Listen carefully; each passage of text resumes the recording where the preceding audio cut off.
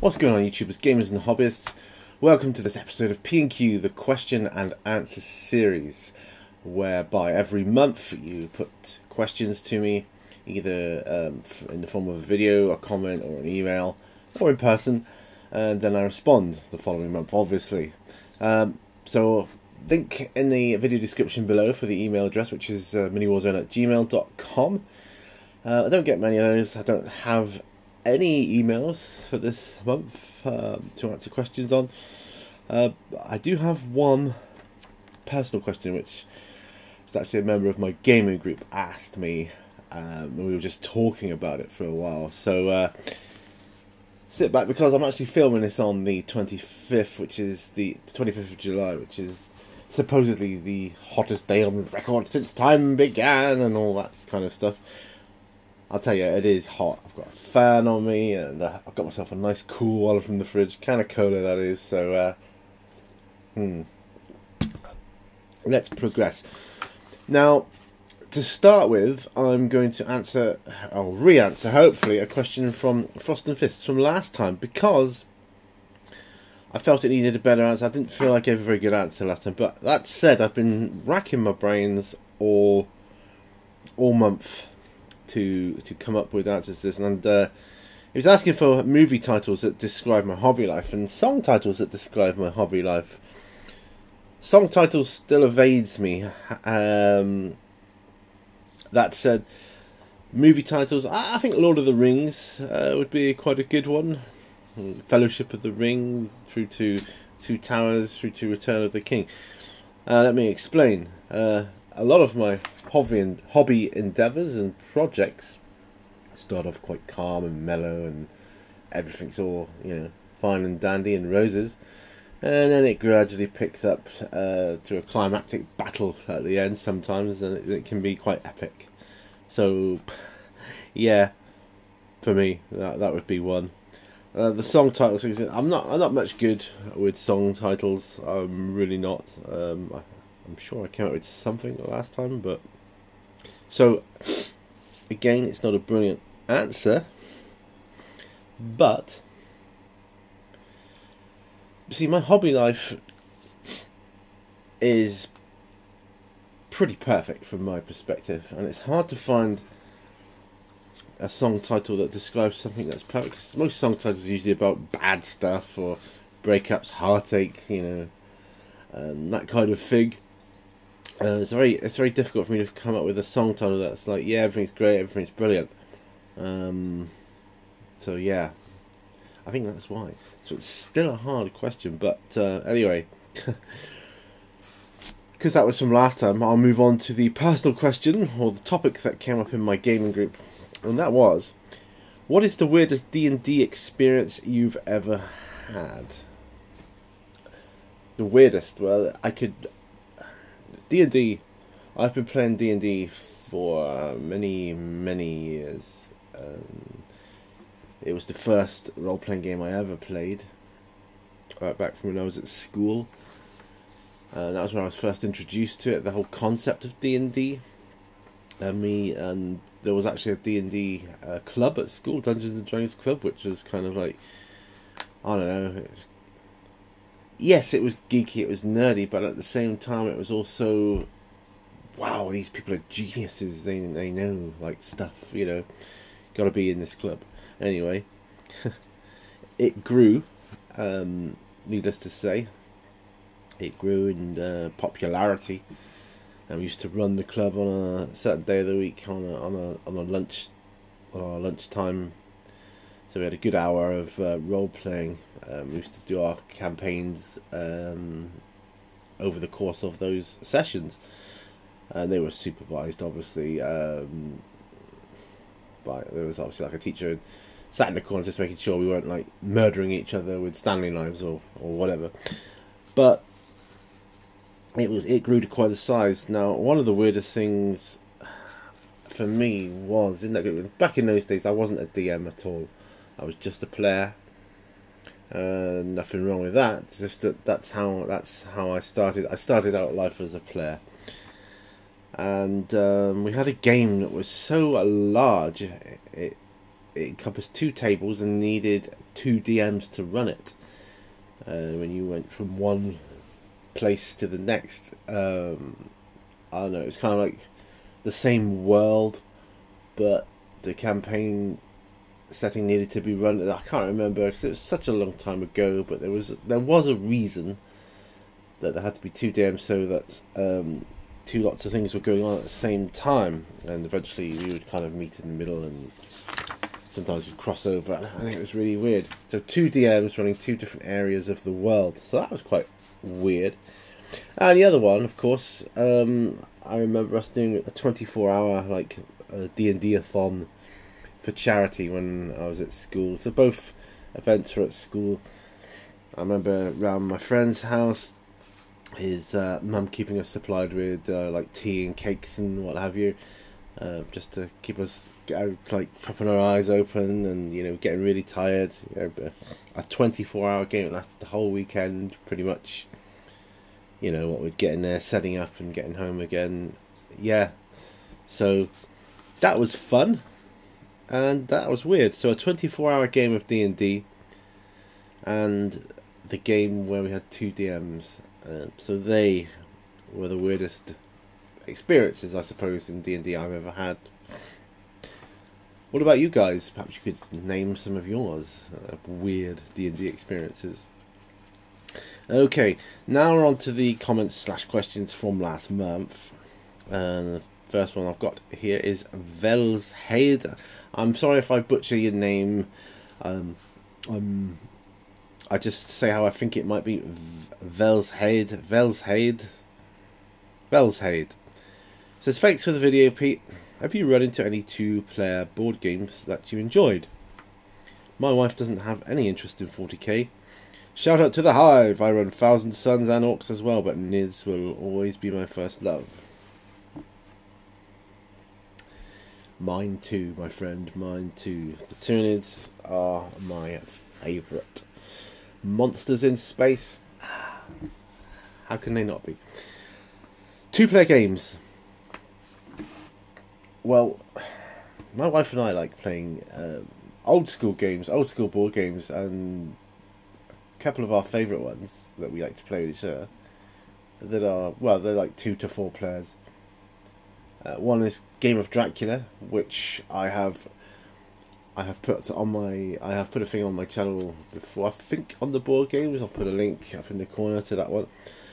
And then there's the Alley Cats game, which I'm not sure if I've done that one yet or not. Possibly.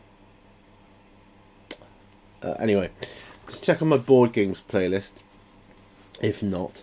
But I'm pretty convinced I've done the Dracula one. So yeah, Dracula and Alley Cats. We like playing. Although it's not, it is a board game because it's on a board. We like Scrabble. Yeah, we're quite boring when it comes to that, really. We've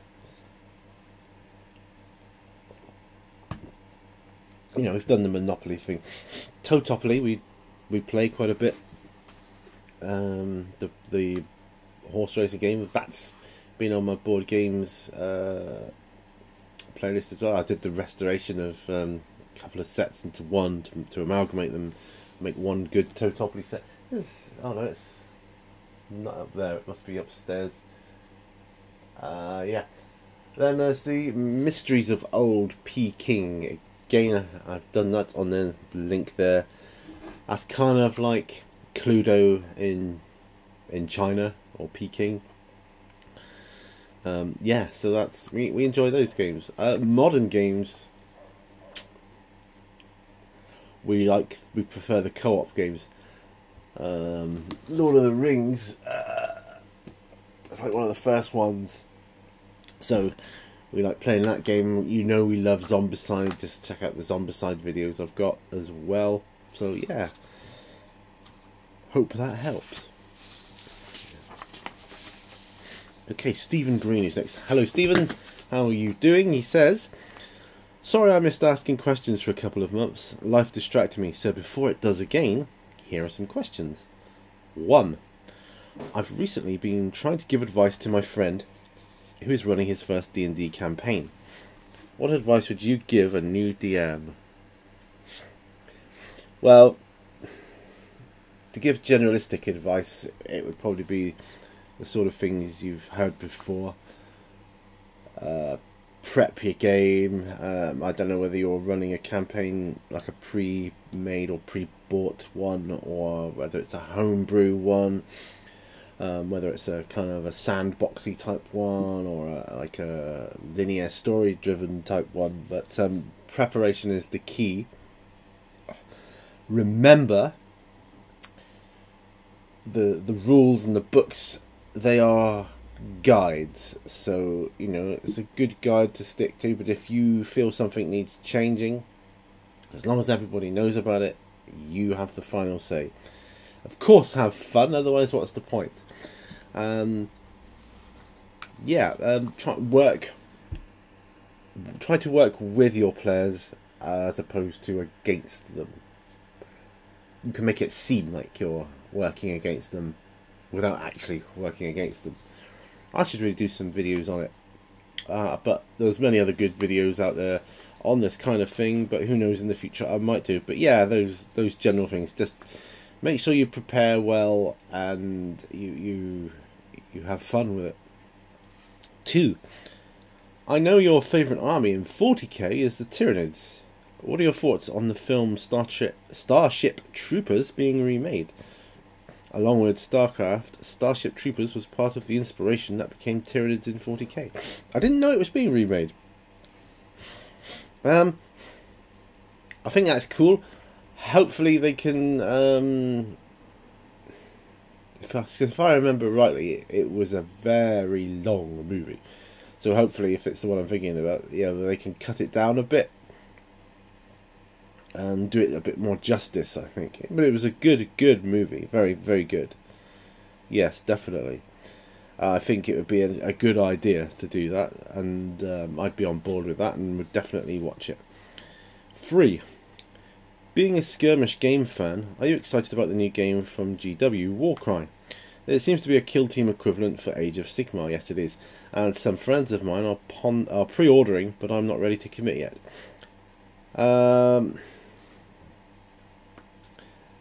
Am I excited about it? Not really. I like the 40k universe more than I do the Age of Sigmar universe. That's just my thoughts.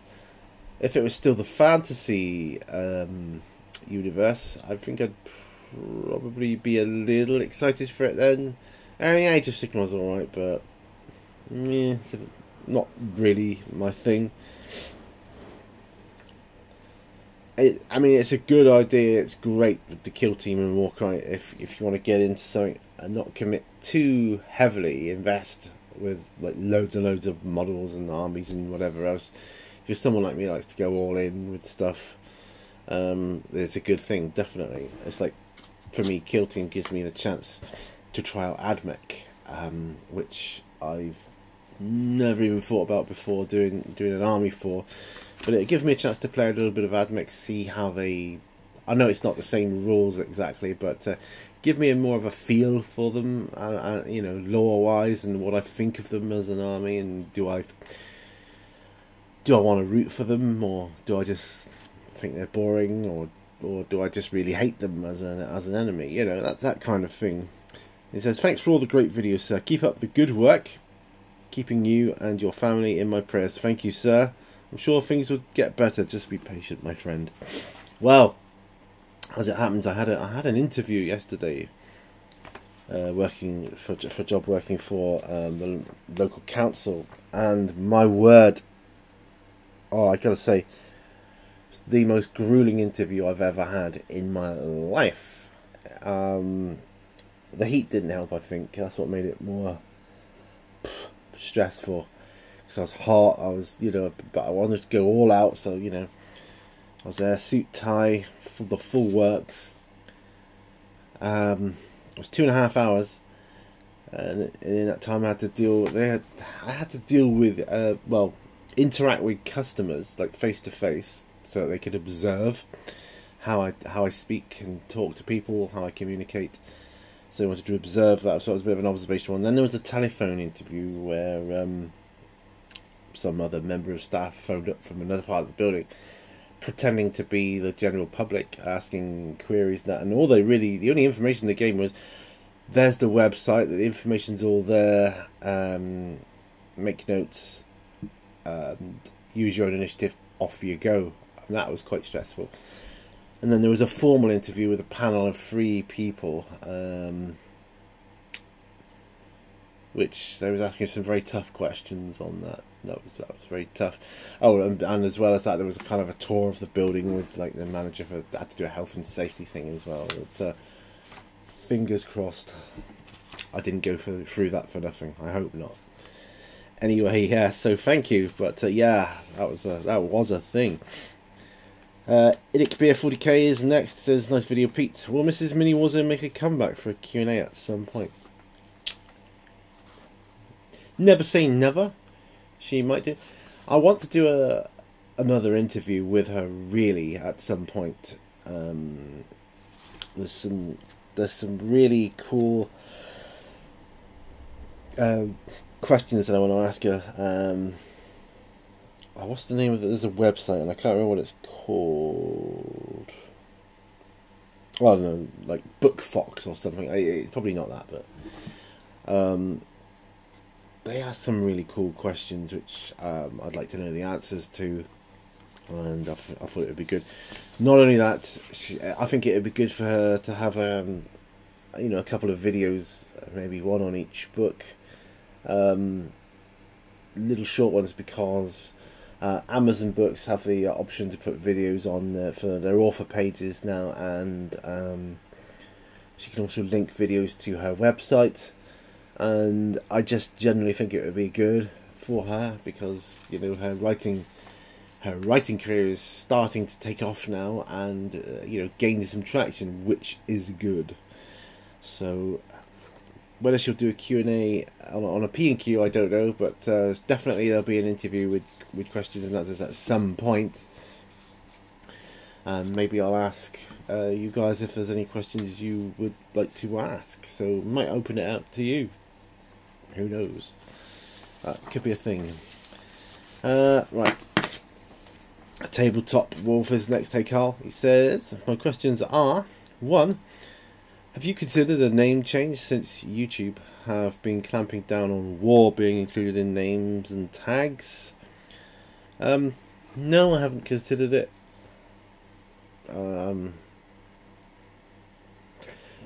I think if I was to get shut down based on the name Mini Warzone, I think that would be very sad.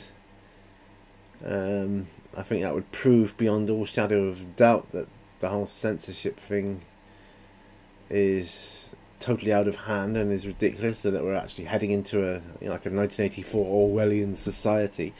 So, but I'm not thinking about a name change at all. Plus, how do you deal with hobbying in the heat? I'm sat here trying to hobby in 32 degrees and I'm struggling. It reminds me of last summer when I struggled to motivate myself and nearly passed out at the desk a couple of times. Well, I've got my fan blowing towards me. It can get pretty hot in the studio.